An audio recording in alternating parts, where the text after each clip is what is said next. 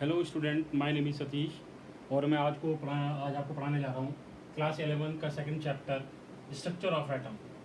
इसमें आपको मैं बताने जा रहा हूँ पहले J Thomson model of atom in 1808। J Thomson ने सबसे पहले हमको एटम के बारे में बताया कि एटम जो है हमारा एज ए प्लम्प होता है। जैसे हमारा प्लम्प होता है ना, तो उसकी तरह होता है प्लम्प, जिसके अंदर ये हो गया हमारा प्लम्प, जिसमें हमारे इलेक्ट्रॉन जो जो नेगेटिव चार्ज है वो होता है अंदर की तरफ, और जो पॉजिटिव चार्ज होते हैं वो होते हैं बाहर की तरफ। इसलिए इसको बोला जाता है प्लम पडिंग मॉडल। क्या क्या बोलते हैं इसको? Plum pudding model. Plum pudding model और प्लम पडिंग मॉडल। और एटम जो है वो हमारा होता है स्फेरिकल शेप। ये क्या होता है हमारा? Spherical shape. स्फेरिकल शेप, और यानी कि 10⁻⁻10 मीटर। 10⁻⁻10 मीटर।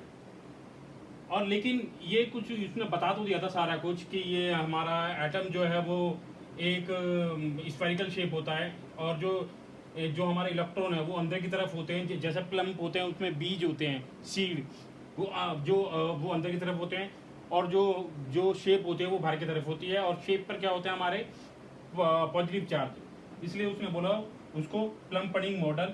और उसने बोला कि जो हमारा एटम होता है वो स्फेरिकल शेप होता है, उसके वो कितना होता है हमारा 10⁻⁻10 metre.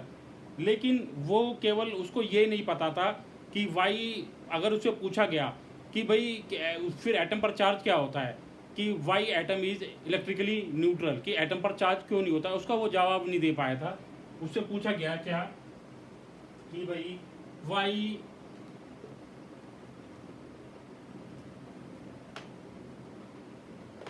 Y atom is electrically neutral, कि एटम पर कोई चार्ज क्यों नहीं होता, या तो एटम पर पॉजिटिव चार्ज हो या नेगेटिव चार्ज हो, कोई तो चार्ज होना चाहिए था। तो जब उससे पूछा गया Y atom is electrically neutral, तो उसका वो जवाब नहीं दे पाया, क्योंकि ये जो पूछा था ये भी पूछने वाला था मैक्सवेल, फिजिसिस्ट था मैक्सवेल। तो वो इसका जवाब नहीं दे पाया था। फिर इसका जवाब देने के लिए, हालांकि मैक्सवेल ने फिर इसका जवाब दिया। मैक्सवेल ने बोला, लेकिन मैक्सवेल भी रदरफोर्ड जो है वो भी एक जगह अटका। वो मैं बता देता हूँ। इसके बाद हमारा क्या है? Rutherford gold foil experiment. इसके बाद हमारा क्या है? Rutherford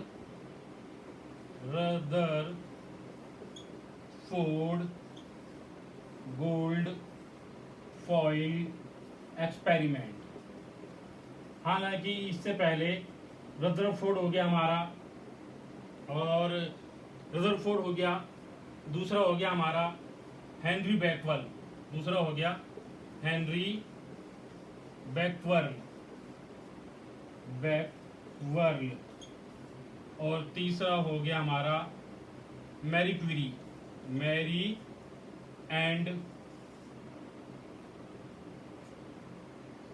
and Philip Curie. दोनों हस्बैंड एंड वाइफ थे। Rutherford, Henry Becquerel and madam Marie Curie and Philip Curie. ये जो है, तो इससे पहले ये तीनों के तीनों साइंटिस्ट जो थे, ये किस पर काम कर रहे थे? रेडियो एक्टिविटी पर। और जिसकी वजह से अल्फा, बीटा और गामा जनरेट होते हैं। और आज की डेट में हम उनको कैंसर का भी for the treatment of cancer में यूज़ करते हैं। हेनरी, तो ये तीनों के तीनों साइंटिस्ट ने रेडियो एक्टिविटी का आविष्कार किया था। किसने? रदरफोर्ड ने, हेनरी बैकवर्ल और madam Marie Curie and Philip Curie. ये तो दोनों हस्बैंड वाइफ थे, ठीक है।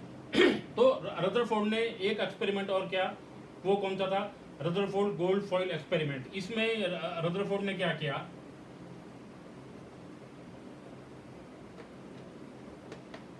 रदरफोर्ड ने क्या किया, एक गोल्ड फॉइल ली, गोल्ड फॉइल, और इसने एक अल्फा पार्टिकल का इसने एक एलिमेंट लिया और यहाँ से उसने अल्फा पार्टिकल छोड़े।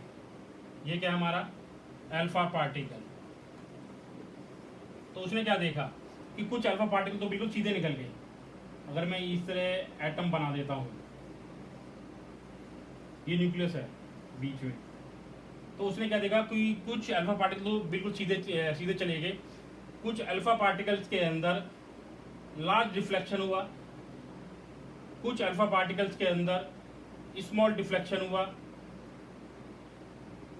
तो इसका जवाब उससे पूछा गया तो उसने क्या बोला कि there is some gap in the atom, there is some gap in, जब कुछ जो अल्फा पार्टिकल बिल्कुल सीधे निकल गए इसका मतलब क्या है कि कुछ अल्फा पार्टिकल जो है बिल्कुल सीधे निकल गए, तो इसका मतलब क्या है, there is some gap in the atom, atom के अंदर कोई ना कोई गैप जरूर है। लिख देता हूं मैं, there is some gap. First क्या है, there is some gap in the atom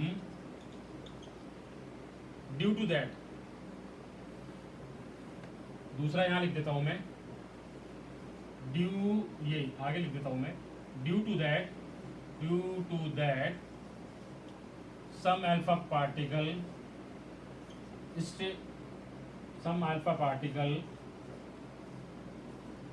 straight away सीधे निकल गई। अब दूसरा क्या है कि कुछ अल्फा पार्टिकल स्मॉल डिफ्लेक्शन हुआ, कुछ अल्फा पार्टिकल ने लार्ज डिफ्लेक्शन हुआ। इसका क्या मतलब है कि एटम के सेंटर में कोई ऐसी चीज़ जरूर है जिस पर कोई पॉजिटिव चार्ज है, तो क्योंकि अल्फा पार्टिकल है तो इस पे क्या चार्ज होता है, पॉजिटिव चार्ज। तो उसने क्या बोला कि एटम के सेंटर में ऐसी कोई चीज़ जरूर है जिस पर कोई चार्ज क्या है, हमारा पॉजिटिव चार्ज।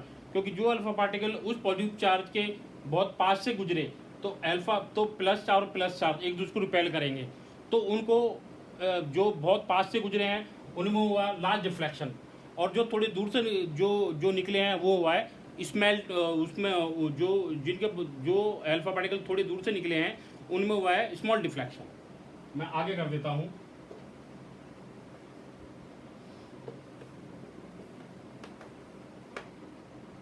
देखो दूसरा क्या है, that means there is something in atom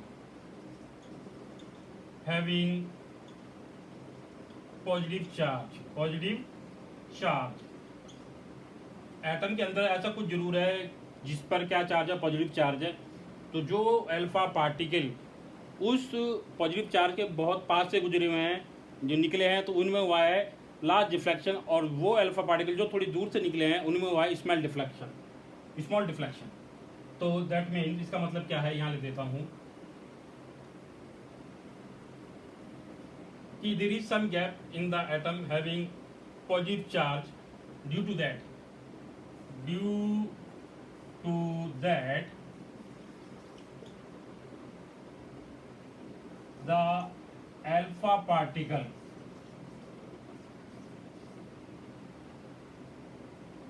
which pass near it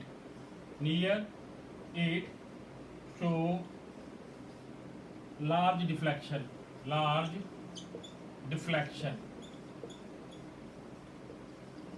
and which passed through large distance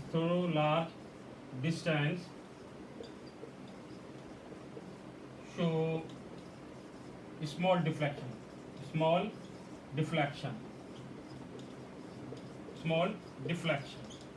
ठीक है ना। तो ये लगभग, और दूसरा बात उसने ये भी बता दिया था कि एटम के अंदर जो भी हमारा जो पॉजिटिव चार्ज है जो भी हमारा एटम का, जो भी हमारा एटम है उसके अंदर जो भी है पॉजिटिव चार्ज, उसको उसने बोला न्यूक्लियस, उसने बोल दिया न्यूक्लियस। और जो जो इलेक्ट्रॉन है वो इस पॉजिटिव चार्ज के बाहर घूमते हैं, जिसको उसने बोल दिया ऑर्बिट। ये भी लिख देता हूं मैं आपको।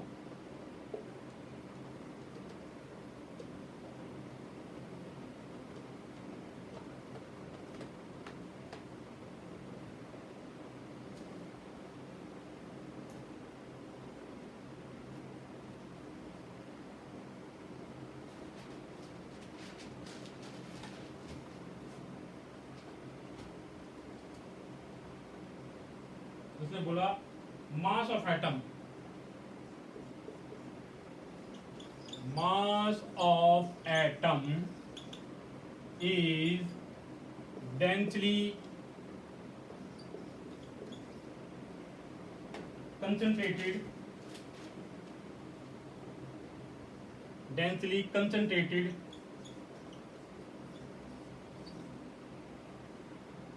in a small region, in a small region called nucleus, called nucleus, and electrons are surrounded it,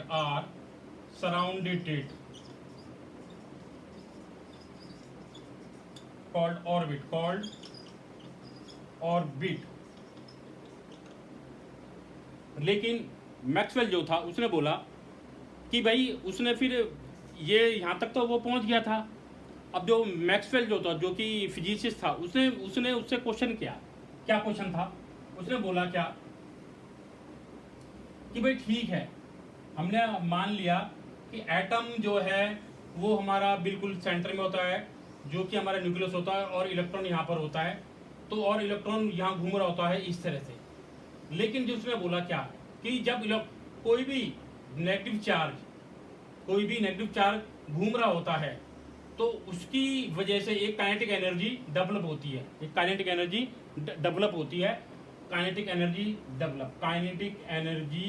is developed.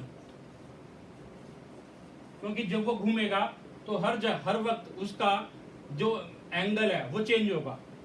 जब वो घूम रहा होगा तो हर वक्त उसका एंगल क्या होगा? चेंज होगा, जिसकी वजह से काइनेटिक एनर्जी डेवलप हो जाएगी। और जब काइनेटिक एनर्जी डेवलप हो जाएगी तो जिसकी वजह से इलेक्ट्रॉन उस एनर्जी को लूज करेगा, तो electron will lose that energy.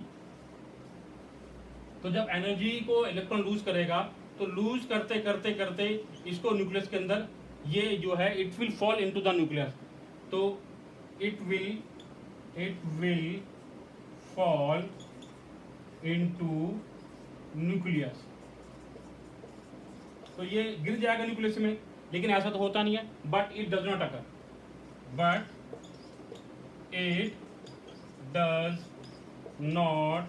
अकर। इसका क्या रीजन है? उसने पूछा उससे, किससे? रदरफोर्ड से। तो रदरफोर्ड इस जगह अटक गया, फिर इस जगह अटक गया। और इसका रीजन किसने बोला? इसका रीजन फिर मैक्सवेल ने बाद में बोला। इसका रीजन क्या था? मैक्सवेल ने बोला क्या कि जब हम बात करते हैं इलेक्ट्रॉन की, नाम नोट करना तो कर सकते हो। उसने बोला क्या कि जब कभी भी इलेक्ट्रॉन इस जगह की कोई भी न्यूक्लियस के चारों तरफ घूम रहा होता है, तो घूमते घूमते जब उसकी काइनेटिक एनर्जी जो है काइनेटिक एनर्जी जो उसकी बढ़ जाती है, तो ड्यू टू दैट उसके अंदर electric and magnetic field generate होती है। Electric and magnetic field generate होती है। उसको हम बोलते हैं इलेक्ट्रोमैग्नेटिक रेडिएशन।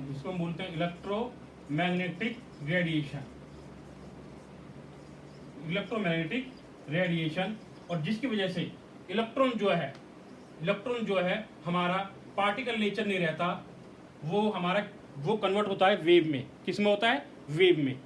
तो जिसकी वजह से इलेक्ट्रॉन जो है वो हमारा electron not as particle, it works as wave, it waves as wave nature. और फिर जाके प्लैंक्स वगैरह ने भी बोल दिया था कि अगर हम बात करते हैं इलेक्ट्रॉन की, तो इलेक्ट्रॉन जो है वो एज ए डुअल बिहेवियर होता है। डुअल मतलब अगर हम इलेक्ट्रॉन की बात करें तो ये पार्टिकल नेचर की तरह बिहेव भी करता है और एज ए वेव नेचर की भी तरह बिहेव करता है, ठीक है ना। ये बाद में जो है प्लैंक्स वगैरह ने भी बता दिया था कि इलेक्ट्रॉन को अगर हम बात करते हैं तो ये एज ए पार्टिकल नेचर भी एक्ट करता है और एज ए वेव नेचर भी एक्ट करता है। तो ये आगे जो है मैकेनिकल वेव में भी मैं आपको बताऊंगा, और उसके बाद तो फिर मैं मैकेनिकल वेव के अंदर पॉली एक्सक्लूजन प्रिंसिपल बताऊंगा, हंस रूल भी बताऊंगा, ठीक है। इतना समझ में आया? कोई शक? तो अब अगर किसी बच्चे को कोई और भी परेशानी है तो मैं अपना नाम और मोबाइल नंबर लिख दे रहा हूँ केमिस्ट्री के, चाहे वो 11th का हो, चाहे 12th का हो, चाहे BSc का हो। है सतीश सिंह, ये हो गया मेरा नाम, इससे लिख देता हूँ।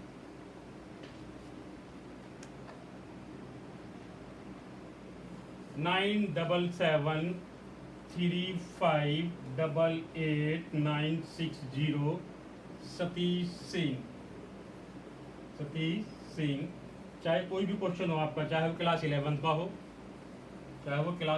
का हो, या क्लास 12th का हो, या जिसमें आपका कोई भी या फिजिकल हो, ऑर्गेनिक या इनऑर्गेनिक, क्योंकि केमिस्ट्री को हम 3 में बांट देते हैं। ये फिजिकल केमिस्ट्री है, ये ऑर्गेनिक केमिस्ट्री है और इनऑर्गेनिक केमिस्ट्री है। तो 11th 12th और BSc तक तो ये तीनों साथ होते हैं, लेकिन जब आप MSc करोगे तो MSc में या तो आप MSc इन फिजिक्स, या तो MSc इन फिजिकल करोगे, या MSc इन ऑर्गेनिक केमिस्ट्री, या MSc इन इनऑर्गेनिक केमिस्ट्री। अलग अलग करते हैं MSc में, तो एक साथ नहीं होती हैं। लेकिन 11th 12th में भी ये केमिस्ट्री में तीनों एक साथ पढ़ाई जाती हैं, BSc तक भी तीनों एक साथ तक पढ़ाई जाती है, ठीक है बेटा।